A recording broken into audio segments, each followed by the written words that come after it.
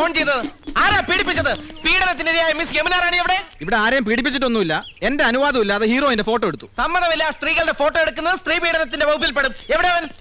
അത് ശരി, മുണ്ടും ഷർട്ടും ഒക്കെ ഊരി കളഞ്ഞിട്ട് ബലാത്സംഗം നടത്തിയായിരുന്നു എന്റെ ഉദ്ദേശം അല്ലടാ? ഞാനല്ല സാർ, ഞാൻ ഫിലിം സ്റ്റാർ കൃഷ്ണകുമാർ. ഈ പടത്തിൽ ഭ്രാന്തനായിട്ട് അഭിനയിക്കുന്നു. ഭ്രാന്തനായിട്ട് ജീവിക്കുന്നു എന്ന് പറ. ഒറിജിനൽ ഭ്രാന്തനെ തന്നെ നിങ്ങൾ കണ്ടുപിടിച്ചു അല്ലേ?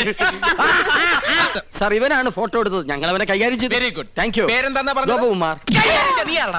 നീയൊക്കെ നിയമം കയ്യിലെടുക്കൂല. ഇതാണ് ഇടിവെട്ട് ഇന്ദ്രജിത്ത്, മനസ്സിലായോ?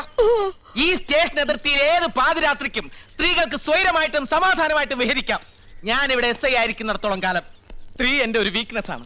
കുംഭകോണം നടത്തിക്കോ, ഈ ഇന്ദ്രജിത്ത് കണ്ണടയ്ക്കും. കള്ളപ്പണവും കള്ളവാറ്റും അയക്കോ, ഇന്ദ്രജിത്ത് മൗനം പാലിക്കും. പക്ഷേ സ്ത്രീയുടെ പാതിവൃത്യത്തെ തൊട്ട് കളിച്ചാൽ ഞാൻ അഗ്നിയല്ല, അഗ്നി.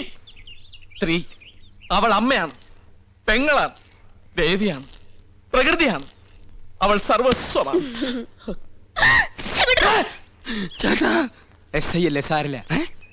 സോറി പെങ്ങളെ. Best wishes. കോൺസ്റ്റബിൾസ്, ഇവനെ സ്റ്റേഷനിലേക്ക് കൊണ്ടുപോയി മൂക്ക് കൊണ്ട് തറയിൽ 1000 പ്രാവശ്യം അമ്മ എന്ന് എഴുതിച്ചിട്ട് വിട്ടേക്കാം. എവിടെ യമുന റാണി?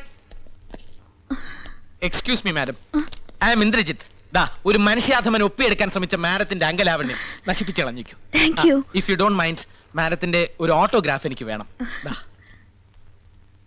നോക്കണ്ട, മാഡത്തിന്റെ ഫോട്ടോ തന്നെയാണ്. മാഡത്തിന്റെ എല്ലാ ഫിലിംസും ഞാൻ കാണാറുണ്ട്. ഇനി ഷൂട്ടിംഗ് കഴിഞ്ഞ് മാഡം മടങ്ങുന്നവരെ മാഡത്തിന് ഒരു ബുദ്ധിമുട്ടും ഉണ്ടാകാതെ ഞാൻ നോക്കിക്കൊള്ളാം. Thank you and so nice of you. Thanks.